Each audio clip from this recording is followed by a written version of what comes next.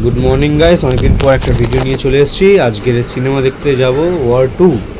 সেই ক্ষেত্রে তাড়াতাড়ি উঠেই সেন্ট ফেন মেরেই ভালোভাবে রেডি হয়ে নিলাম। এই বন্ধুগুলো আমার সবাই হাজির এখানে। এবার বন্ধুদের সাথে যাব সিনেমা দেখতে। সিনেমা হলে পৌঁছে গেলাম। পৌঁছে গিয়ে দেখছি যে মোটামুটি ভিড় আছে।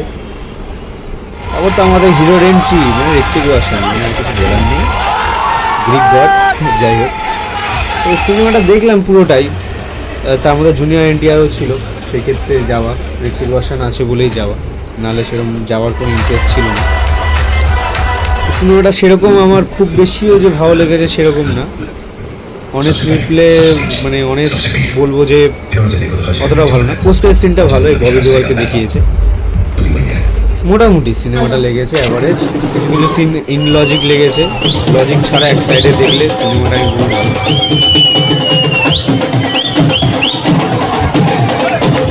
অনেস্টলি রিভিউ, সিনেমাটা অতটা ভালো লাগেনি। ওয়ান টাইম ওয়াচ, প্রচুর গেঁজিয়ে দিয়েছে। লজিক ছাড়া হলে সিনেমাটা ঠিক আছে, লজিক একটা সাইডে রেখে সিনেমাটা দেখবে, ভালো লাগবে। বাদবাকি এন্টারটেনমেন্টের জন্য ঠিক আছে। তারপর হল থেকে বেরিয়ে ওদের বাইরে করে চলে এলাম বাড়ির দিকে। বাড়িতে চলে এলাম, একটু ক্লান্ত ছিলাম।